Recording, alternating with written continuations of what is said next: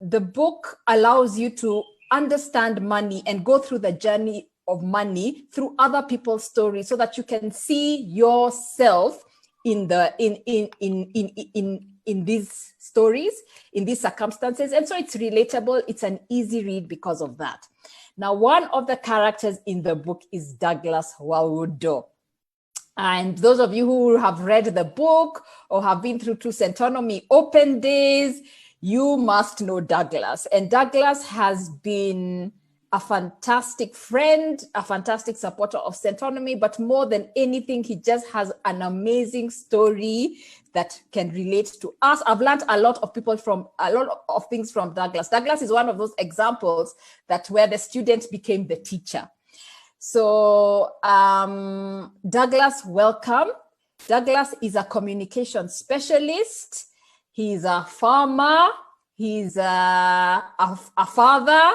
He's a husband, and he's also a mentor to many, many people, and somebody I am proud to call my friend.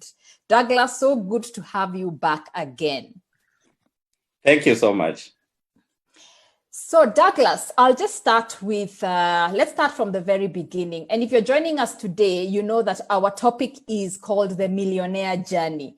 And this is a reason we are building up to how Douglas got 10 million shillings. And Douglas says that's a whole chapter in the Making Sense book. But Douglas, I'm going to start way back. In Making Sense, there's a quote, there's something I quote, and I say, lessons we learn about money in our childhood homes often shape our relationship with money for the rest of our lives. And I know in the book, we went back. With your story, we first went way back.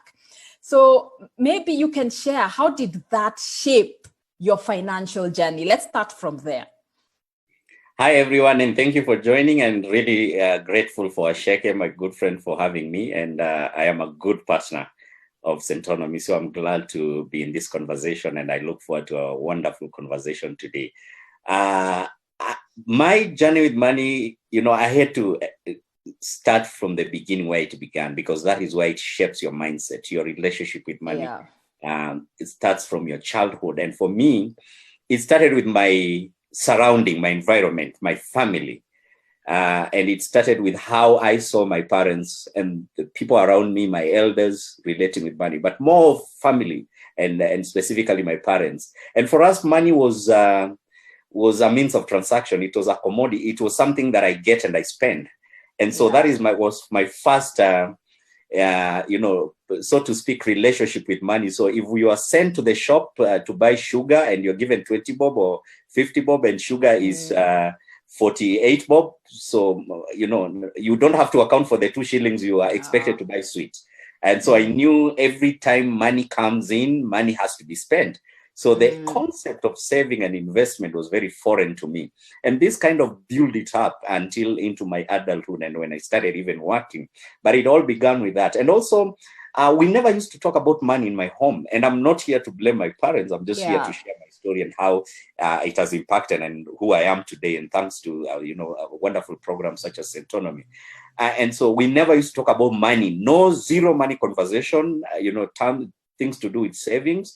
And I will be very blunt here. I like to be really blunt and very plain. For me, I grew up knowing, things to do with money, making money, running around with business. That was like a cool thing, Yeah.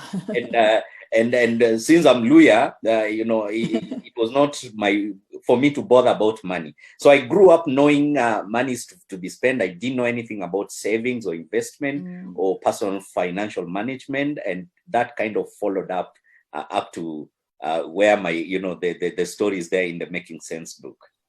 Okay, excellent. I think it's so important. A lot of people don't realize that the things we see growing up, and if you're out there and you have children, please understand they are absorbing. You don't have to be even teaching them via words, but they are absorbing money messages about that. I also write in the book about a situation I had. 10 years old, there was a birthday party. My uncles and aunties came and they gave 950 shillings. And for a 10-year-old that time, 950 shillings was a lot. Somehow I had picked up from my parents the concept of saving. And my mom was an economist, and she always used to come and tell us about how things are, the saving side of things. So I picked that up. But I gave this money to my dad and told him, go put it into a savings account. Yeah. So when I was 18, I asked for this savings account. He's like, what? What savings account? And he gave me 2,000 bob then. And I think that experience, and I say this story with his permission because it's in the book with also his permission. That experience kind of, I just discarded savings for a really, really, really long time. And then it's later, I think into my 30s, I was getting aha moments about money. Sheba, what is your experience if you go back, when we go way back, before we go forward? Yeah. Wow. I like that. I remember a couple of things, but one I like to share, and I like it because what we are talking about is that, there are certain patterns that we've experienced, there are certain experiences we've experienced in our life, and they end up actually causing us to behave the way we do. And I think I shared this last time where I was saying, I remember this one time when it became such a big deal to save money. Yeah. We got that Jumbo Junior, I don't know if it was Jumbo or Jumbo Junior account at that time. And every single time I would be sent to buy something, just like Douglas, I'd go get something and I'd pray there is change, because what I'd been told is, if there is change, you just go and keep it, it's yours. Yeah. But immediately what I would tell myself I'd do, I'd put it in the piggy bank. Of course, I wasn't holier than thou. There were times I would go and try and remove that money as much as I can. And also that just ended up also showing me how there are certain times we put aside money, even right now in my 30s, you save up, then all of a sudden you go and withdraw for something that you're not prepared for. Yeah. But what I could say is I really remember a lot of things I experienced with money back in the day, and it really impacts how I use it or what I do with it right now. Yeah. So I guess when your childhood experience will teach you how money conscious you are and what you understand money is for. And I know, and Douglas, in your story, we talk about this a lot. We saw even some things that we grew up seeing. We saw how the rich uncle was treated and the not so rich uncle was treated. How the person who came in driving the Range Rover was treated. The person who is not driving such a nice car is treated. The person who lives in a certain neighborhood, etc. So as a society, and we struggle with this as a society so much, don't we start believing that even as I earn money, my job is to use it to impress others. So a sign of success is when I earn money, I go out and I buy a great looking phone so that my friends can see I'm doing well. I buy a great looking car. I move into the right neighborhood. And I generally impress others. And I think even as we teach Centonomy, one of the key issues people have is a lifestyle and realizing they are working, but they are earning money for other people. Douglas, I'd like you, for the sake of our audience, please take people through your aha moment with this syndrome of pleasing other people. I think that is so key. Let me just build something about what Sheba said, and you said about and then I will link it to your question. Yes.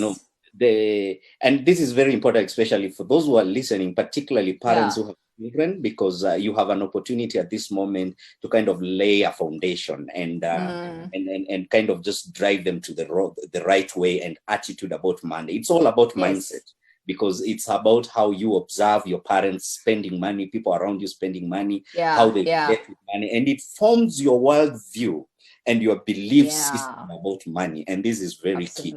And for me, for instance, money was a taboo.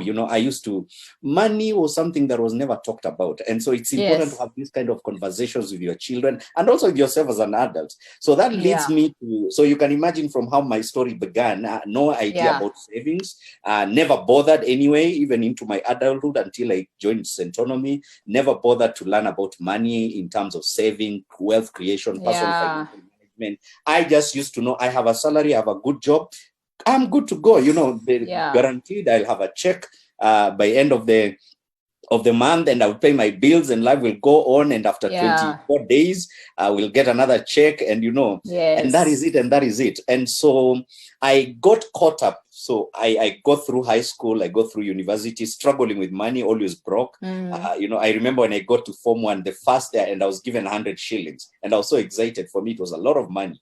And so I was given 100 shillings. And no one ever told me that this 100 shilling was to last the whole term. And so in 3 days, I had blown 100 shillings because I will eat, we used to buy, quarter loaf. So I will eat it in the morning. Break time, lunchtime, I'll add it I'll buy it in the githeri. I'll put it in the githeri for lunch because now I'm a rich man. And then the cheap shakumi, I'll have to have it. In the evening when I have dinner, after I'm done and I'm doing my tea, I have to have. So I blew the 100, but within 4 or 5 days, and I survived the whole time. And so, and I think also mindset now, I was used to, I will get it, I will spend it, I will survive. See, I survived last time. So it's very important. So I get into employment, and the default setting is already there. So spending, you get it, you spend. And so I for the first 5 years of my employment, I couldn't account for any of my money except rent. If you ask me, I'll tell you, I paid rent. My rent used to be 15K. I used to earn around 350K a month. And so you get 16K out of 350K, and then the rest, you blow it up within 2 weeks. And you have a lot of friends that know that. So until there's this time I'm driving to work and I'm listening to Capital FM, and I hear Waceke. She was on Capital FM Financial Tuesdays, and she's talking about money and personal financial management. And one thing that stood out for me, my aha moment, was when Waceke mentioned that, and it was almost like God had sent you, because you're totally describing me. You kept on saying, you're out there, you're enjoying your life, and you think you have a good job, you have a car, you're living in a good neighborhood. What happens when your source of income stops right away? And I kept on remembering, what happens, honestly, if I lose my job? My alternative basically will just be jump into a bus and go back to the village. And that for me was my aha moment. It came to a time when I had to realize, if I don't put my finances together, then I'm going to have a very Wow, Waceke, I'm just very inspired by what Douglas has just said about, what I just made sure I paid my rent. And, it's a thing that has been going on a lot the last couple of years, even with my peers, where someone says, as long as I have a roof over my head, everything else will be sorted. I'm like, but how will everything else be sorted? How can you only plan for the roof over your head? Of course, it's important. But I'm just thinking about it in terms of, is it possible that sometimes that's all that drives someone, and you end up blowing as much as you could earn, just because of that status quo? When I had to come to terms with my finances, I felt so bad, because my experience is I was in the investment industry. So you'd think somebody who's been in the investment industry advising people on investing would have some money. But I was living this life. My aha moment was I was living this life where on the 24th you were paid. And it was so bad that if the money did not come in on time on the 24th, things fall apart. With my colleagues, we used to actually let's say the 24th fell on a Friday, we would go out and then at some point run back to the ATM to get money to pay the bill for where we had gone out. And I think sometimes people are just not conscious, and there's that comfort. And I think what the COVID season has removed the comfort zone for a lot of us. You may still have an income, but you've realized, incomes can be disrupted at any time, or you may have found yourself earning a portion of what you used to earn, or nothing. So we've got to realize, and for me, when I left employment and I had to face the day, and I write about it in the book, where I had to face 200 bob in the ATM that I could not withdraw. Yet I continued living, even if I didn't have income coming in, I continued living a lifestyle. Let me go out, because I wanted to also show people that I'm still with it. I am still successful. So it's almost like a drug. That thing of showing people that you're successful is almost like a drug. And Douglas, I want you to talk a bit to that. that when you are earning money, yes, you are like, okay, I have a roof over my head, I pay rent. Let's talk about where else did you discover this money was actually going to? So it's okay, and I like what you've said and what Sheba has also said, because incidentally, I was having a conversation yesterday with a friend of mine, and we were talking of how people say, mimi pora nimelipa rent na watoto wako na chakula, mimi niko sawa. And that is how your life now gets stuck there. And I love today's topic of the millionaire mindset. And I love this conversation, because what we are trying to do today is to challenge whoever is listening today, that you not only have to think about the now, but you have to think about the then. And the reality, I think COVID has brought in reality check. And I was just sharing with one of, the group that I mentor, LEMP, about how employers now have realized, wait a minute, we can do without some of these skills in this office. Employees have also now realized, oh, I was so loyal here. And yet, when things become tough, the next thing they do, they cut my salary by half. We are not going back to normal. I keep on telling people, people keep on saying we look forward to going back to normal. We are not going back to normal. Some of us will go back to our offices, will be given letters, because now the realization is you are not needed. And that is why it's important to have this conversation, because if you had only one source of employment, income, and then the income is been closed. Like a friend of mine who works in a TV station kept, their salary was cut by half 2 months ago, and she immediately had to go into selling fish, and all that, and she had to adapt very fast. Otherwise, you will not be paying your bills, and things become very, very tough. So for me, the idea, and I was caught here for quite a long time. The idea of going off. I have money, and I think also what also was was kind of the driving force behind this was I was looking for validation from people, and I wanted to please people, and I wanted people to say I was the man, and so I was the guy who will take care of the bills. And when we're in a club and the bill comes and you try to pay the bill, you will really, really know that I can talk. Because I will really tell you stuff, I wanted to show that I'm in it. And then now I will invest what I later on learned from Centonomy was flossets. So the latest thing, you wanting to live in the, be seen, wearing the latest trendy clothes and all that. And interestingly, let me just quote the Bible, if you will allow me. Ecclesiastes chapter 4, verses 4, Solomon says, and I observe another thing, that some people are motivated to success because they envy their neighbors. And it's just talking of a rat race of life.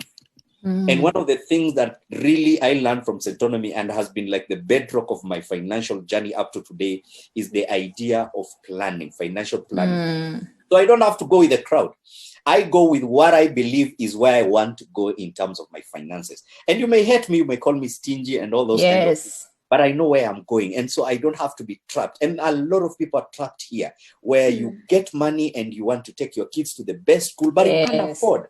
You want to live in the best neighborhood, but you can't afford. And then you start taking loans and you get into debts just because you want to maintain a certain lifestyle. And that is what is pushing a lot of people, and they're trapped into debts, and a lot of people are being pushed into poverty. Waceke. First of all, thank you to everybody listening. We have people from Qatar, people from Narok. Thank you, Anne, for your comments. Thank you, Patricia, for realizing that this period is teaching people that they need to upgrade. And I think that thing of Sheba, sorry, I don't know if I interrupted you, but that thing of validation is so key, because sometimes it's our friends, Like Douglas, you were caught up buying drinks for friends. And in the book, when you read Douglas's story, that when he stopped buying those drinks because of awareness of where money is going, some of the friends disappeared. It's also understanding why are you buying? Why are you striving? And let's say you're striving for the latest car. And we always tell people this in the Centonomy class. You buy it. And in the book, I talk about the difference between respect and attention. You think you're getting respect because of your latest car. most of the time you are getting attention. And attention is so short-lived. It is there for the moment. And usually when you can help someone, when you can help me, I'll give you attention. The minute you can't. So you'll find a lot of people going to you because they want to be associated with you and your car. And then 3 months later, someone else buys a newer model of that car, and suddenly your old news, nobody wants. But what it leaves you feeling is like you're now addicted, like a drug. You're addicted to that attention. So you go and do another thing, another foolish thing, like take a loan to buy a bigger car or move to a bigger house. And I think even that thing of school has really caught people. And even this time, a lot of people, and some people have been very honest with me, and they've told me it has shone the light on them. They were taking their kids to a certain school because of perception and how it looked. Right. Yeah. And now that they are being told this is the school fees, they are wondering what exactly were we actually paying for.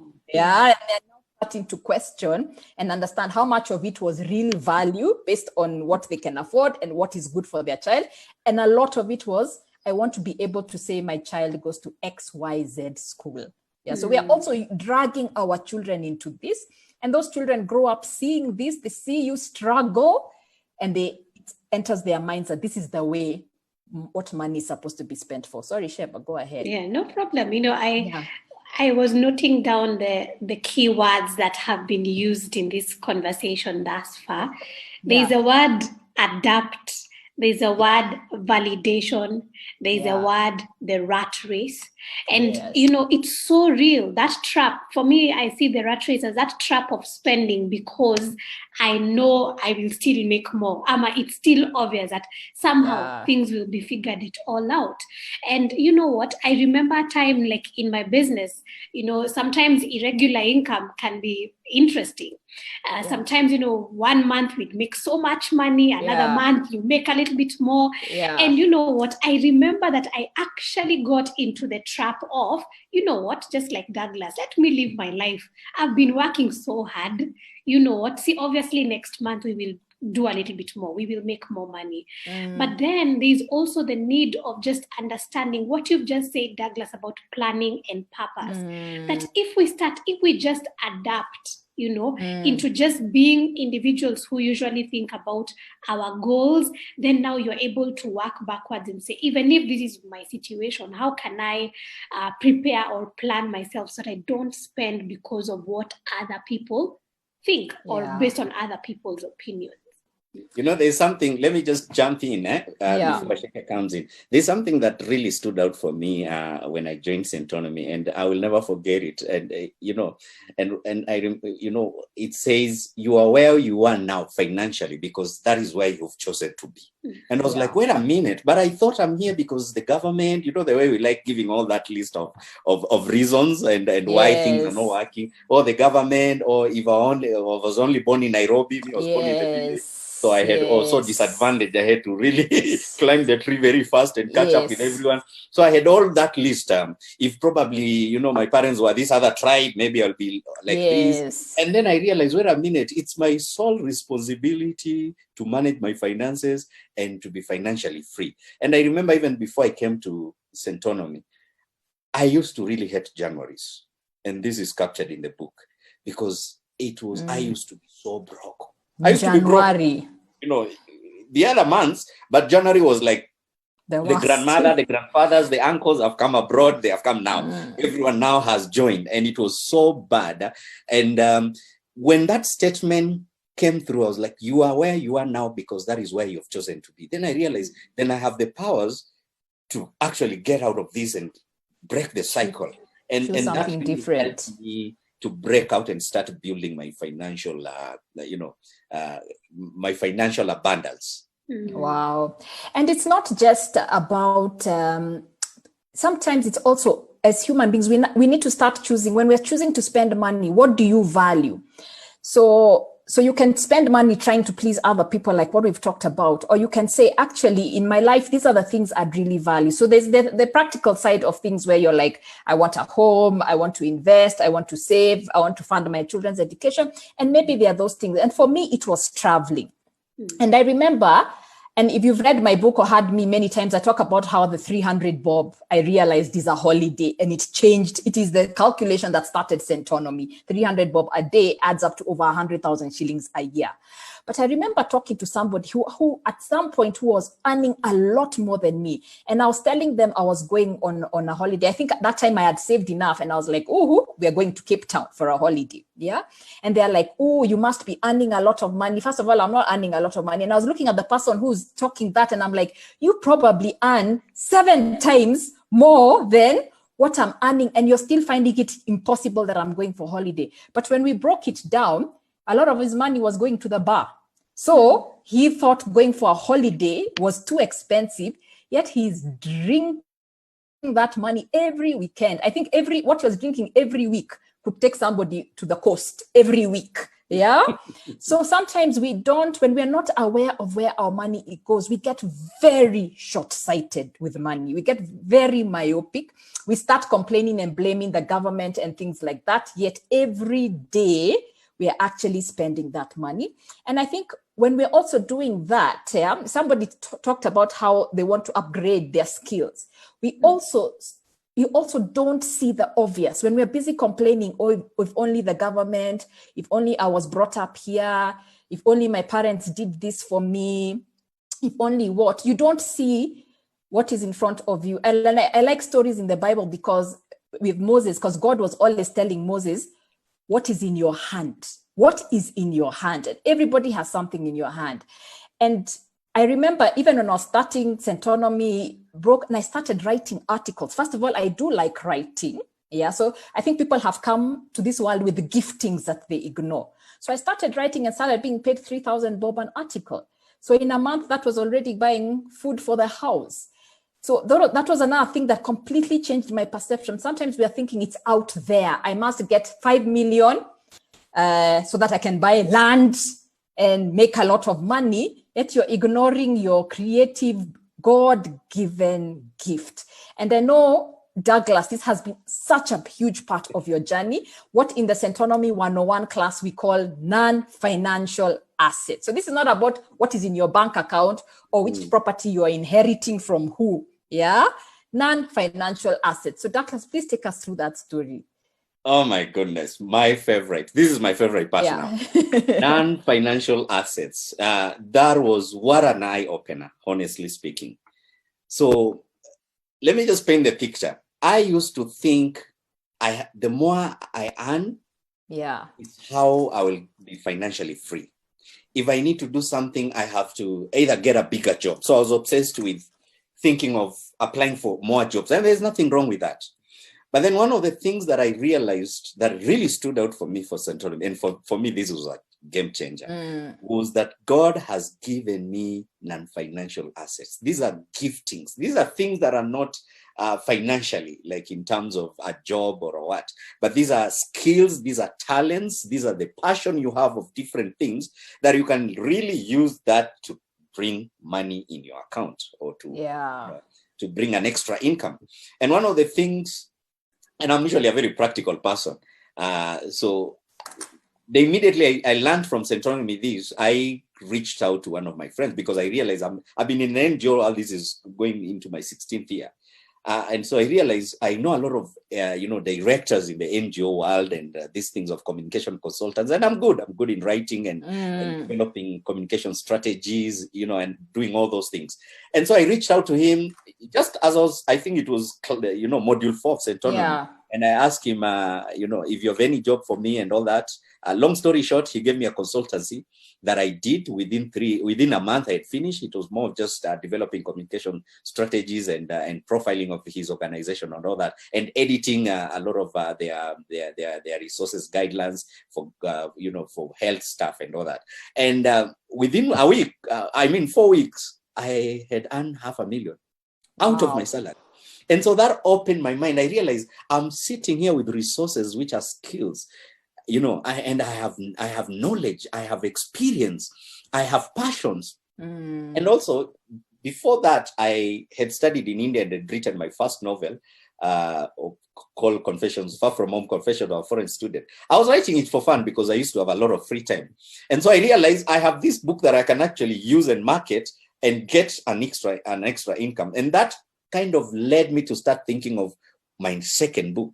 And I published my second book a year ago, Yes. called The Devil's Favorites, Demons. So, and as I'm talking now, and thank God for COVID, so to speak, Yes. I am working on my third and fourth book, because now I realize I am passionate about writing. There are a lot of things I am passionate about, farming, and we have, by the grace of God, a piece of land here in Nairobi that we are doing a lot of farming. I was just discussing with my wife the other day. For the last 2 months, she's made almost 10,000 from a very small piece of land, just for like doing vegetables and selling and delivering around. And so you realize there are a lot of things that you have as a passion. And I want to challenge everyone who is listening. What is it that you have? Like Waceke said, God asked Moses, what is it that you have in your hand? These are things that you don't have to look for. You already have them. All you have to do is think differently, or how you can use that asset, or that financial asset, that gifting, that talent, that you can use it and make an extra income, because there's a reason you have it in your hand. So why not use it? If it's a piece of land, if it's cooking, if it's something that you're passionate about, you can do, you can be using it as a hobby, but at the same time you're bringing an income. And this is, for me, is very key, especially in this in this season that we are in, as a world, as a country, as a people, where now you're at home for most of the time. I want to challenge guys who you spend the whole day watching movies. What value is it adding? You are entertained, but that is not there is to is, that is not all there is to life. There's so much that you can do with your gifting. Don't sit on your gifting. You probably are sitting on your gold mine, and things that are supposed to propel you. When you even look at the Bible says a gift shall open doors for you and make you stand for men. So what are you using with the gift and the talents that God has given you? And for me, this was really groundbreaking. I have a question, and glad to see Nyarai from Zimbabwe. And Nyardudi is saying something very important. He's saying, some of my friends have never understood why I've always opted to stay in the house I stay in. They've never understood why I take my kids to the school that I do.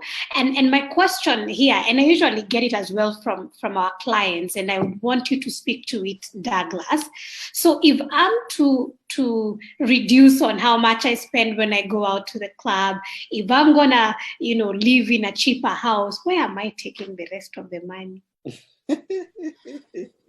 You know why I'm asking that? Yes, is because I've always gotten clients who are saying, now does it mean that my lifestyle will tank, will go down? And that is why, first of all, that's why you need to come to Centonomy, because they will think about. If whoever is wondering that and you have those questions, those are wonderful questions. You need to come to Centonomy, because they will draw the picture for you. And just to answer it very directly, and this is related to what you learn when you join Centonomy, that is why you need to have a financial plan. A financial plan is a roadmap that that shows you the destination where you want to go. I'll give you like an example. A desire of my life is to have a family home in Nairobi and stop paying rent. I'm obsessed with it at the moment. I want to have a nice home for myself and my family, where I don't have to be worrying end of the month where rent is coming, or and spending so much money on that. So that plan already. So what Centonomy did for me, and the knowledge I got from there, is that this is my desire. How therefore do I get there? And now you draw up, where do I want to have the house? Of course, you'll need to build a land if you want to build your own. I mean, to buy land if you want to build your own house. If you want to buy an apartment, it's fine. But then you have to already figure out what is it you want to do, where you want to build the house, and then you backtrack and start saying how much the house cost, and how much do I earn, and how much can I be saving to get me to my dream. And those are the things now, because if you don't have a plan, then you will just be throwing money all over the place. You will be like me, you enter a club and you order for Jack Daniels, 2 bottles they put on the table, and you're 3 of you, and you realize we have 2 bottles, we can't drink all of it. You start calling your friends all over the place. Come, so your life is a continuous party. But then by the end of the day, you are broke. You are less 4,000. And you have no plan with your life. And then now you get caught up to, you probably you lose a job, or you probably now your health is wanting, and you need to get money to invest in your health and all those things. But then a plan is important, because it helps regulate. And I like what Nyardudi has said. She's taking her kids. She's opted to live in a different part of town, and she's opted to take in her kids, probably in a lower school than her peers. But you do that because you have a plan. I'm going to be saving a little here to invest here, and it drives you. And I like also, it's also connected to having a budget, where you need a budget. One of my favorite definition of a budget tells you where your money has gone, than you wondering where your money went. So you're able to be very calculative. Like where I am now in my season, I'm very calculative about my money. I don't just spend it anyhow, because I have dreams, I have things that I want to put my money in, because now I have a financial plan and a financial goal of what I want to achieve with my life. And for everyone, what the journey Douglas has gone through and what we are actually describing here today is something in Centonomy we like calling owner versus worker mentality. And Douglas, he has taken this journey, taken the non-financial assets all the way to being able to buy the land for his dream home. I've even seen those plans for the dream home, and I'm like, I must visit. That home looks so beautiful, yeah. And we start to understand, yeah. And there's a concept in Centonomy we use called factory worker, factory owner. And this is the thing you have to understand. With a worker mentality, this is not about whether you're in a job or a business. Your money comes from going to work every day to eat, yeah? Because you're caught up in what other people think, you are bound to spend more as you earn more, which means that you're forever working for a lifestyle. You're forever working, whether it's to pay your rent, to pay your car loan, etc. And you're in that race because even though you earn more money, you keep buying more things or spending more money, which gets you in that rat race mentality of, I need to work harder. So some people are working very hard, but none of it is going to wealth creation because they're working harder, then they earn more money, then rent, they want to move to a better place, take their kids to a better school, impress people more, then they are back to that rat race. But the owner mentality is an increase. It's like, I call it almost like an instinct to increase. You develop an instinct to increase where when you earn more, when you get an extra 10,000 shillings, your mind does not default to how do I spend it? Your mind defaults to higher.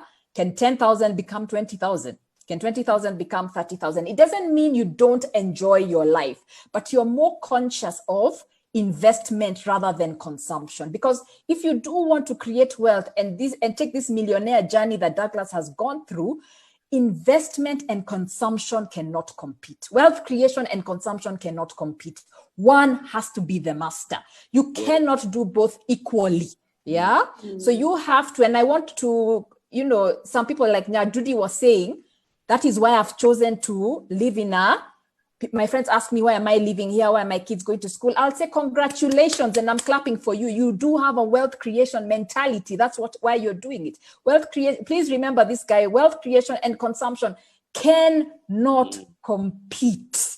Yeah. You cannot be a flosser and also want to create wealth at the same time. Something has. And over time, as you create wealth, what you're doing is building assets, but do it at the right time. Your assets are the ones funding the flossets. So get the relationship and the priority right.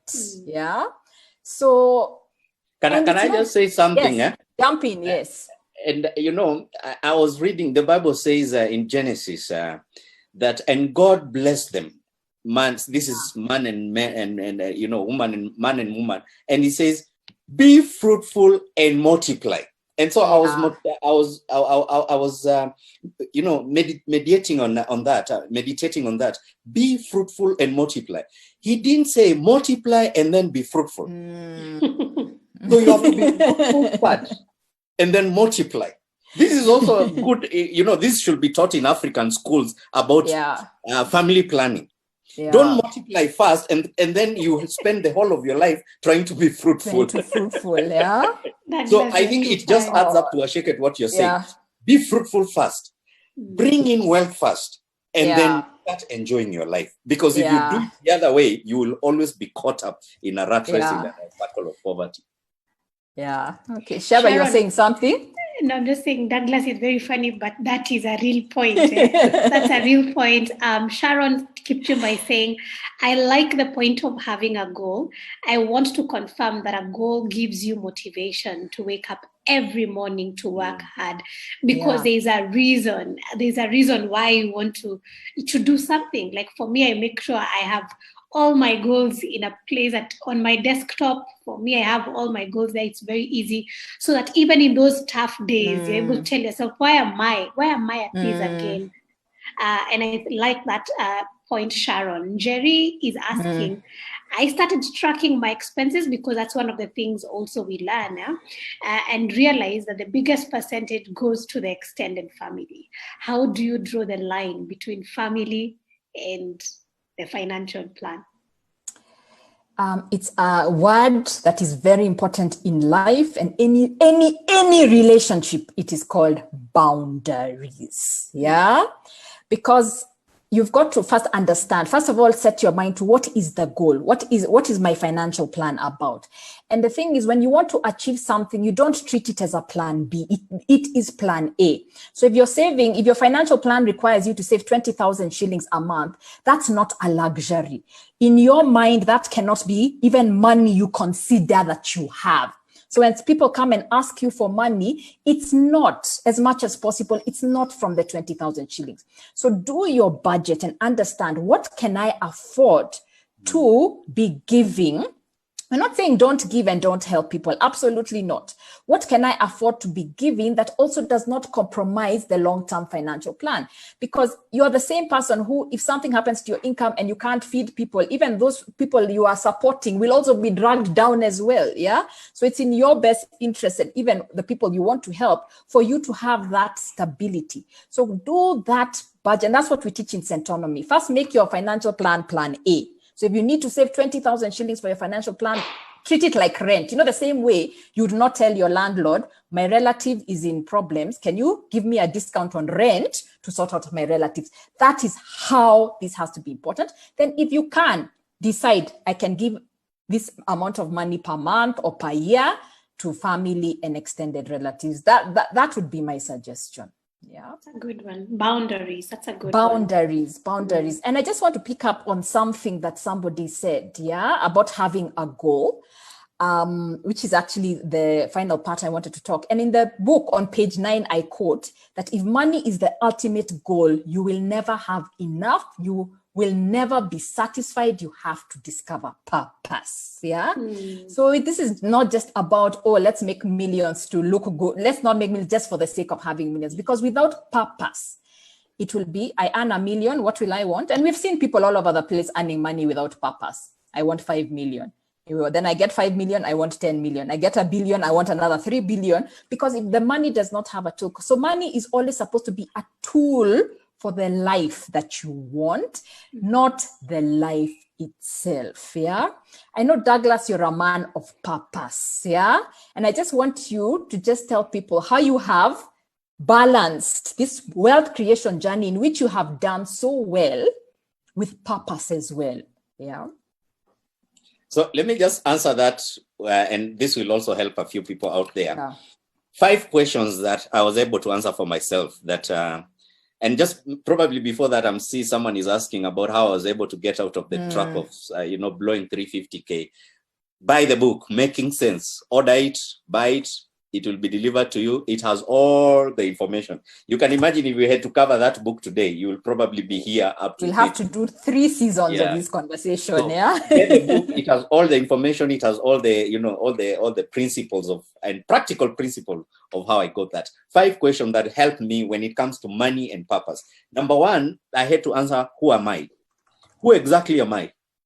In terms of identity. Is my identity embedded because I have money, or I don't have money, or I have possessions, or I have positions and titles? But then I come to realize now, and that's why you hear me quoting a lot of scriptures, because then I've discovered my identity in God.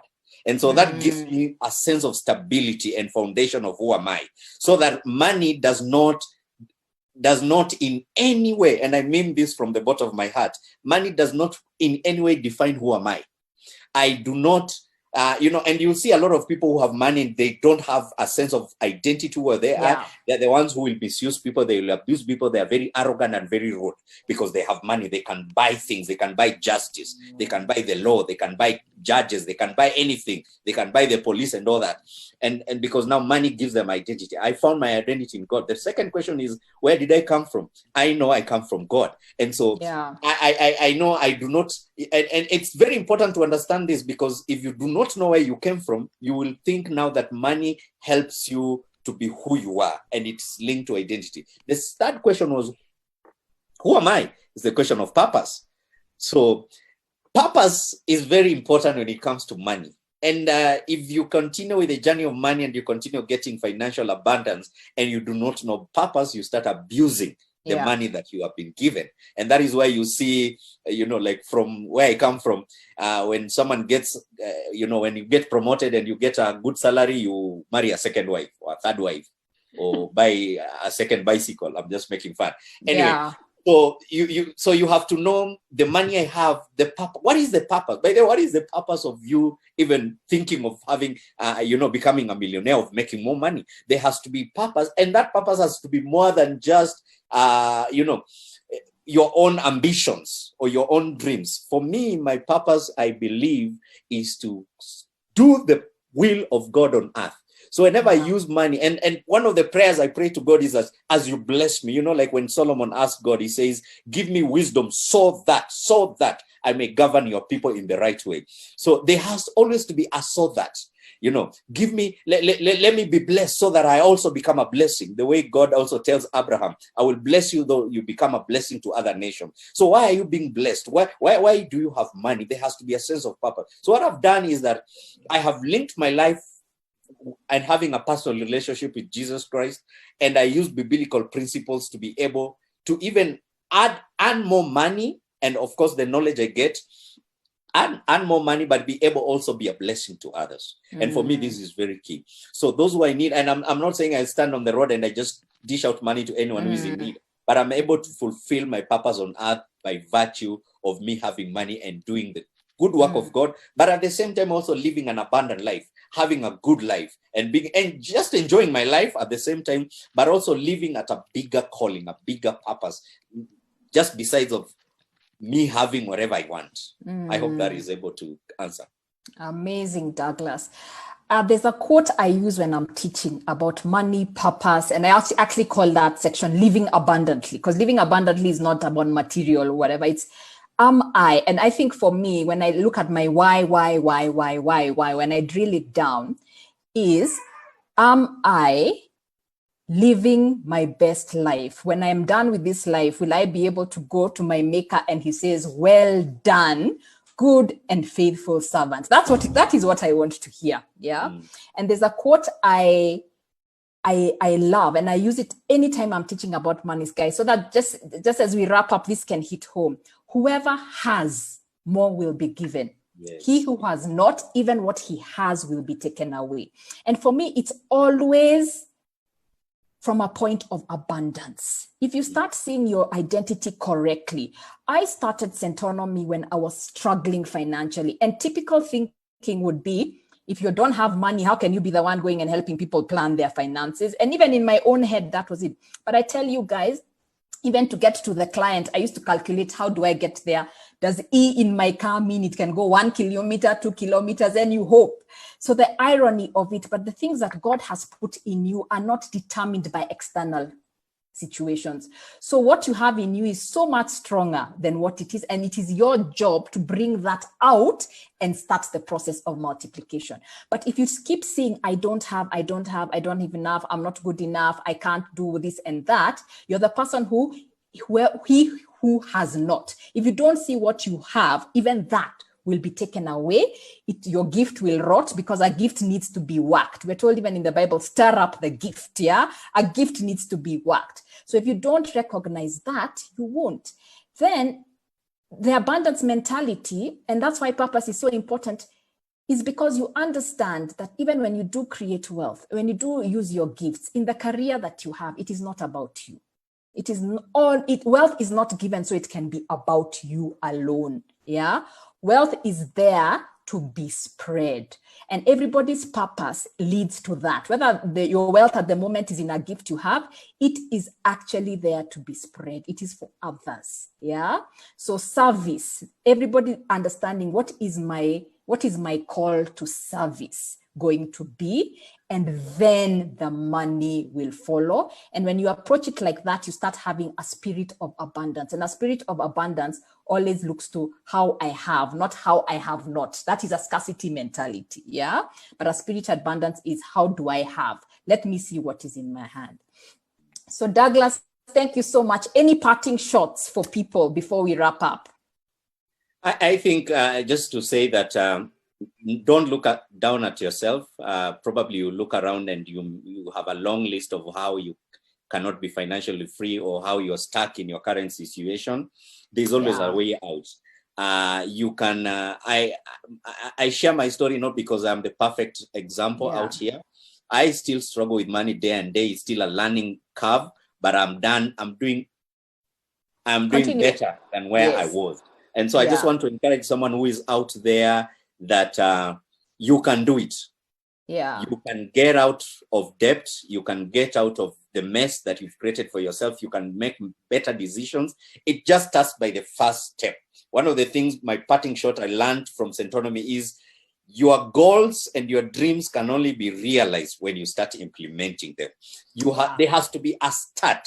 So start today. Don't procrastinate. Don't say, I will start next week. If it's writing a book, start today. Start with the first sentence today. If it's doing a business plan, start today. If it's reaching out to a network that will connect you, start it today. So I want you, I want to encourage anyone who is listening that whatever is it you want to do, you have to start today. I remember there's a property I was just acquiring a few days ago, and the owner told me, and he's a very rich man, and he told me, I started signing the contract of one of these properties when I didn't have anything in the account.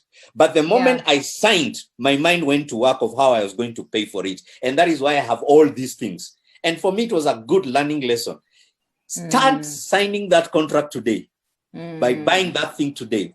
There is a way your mind goes to work when you have taken the first step. And even the Bible says the steps of a righteous man are ordered by the Lord.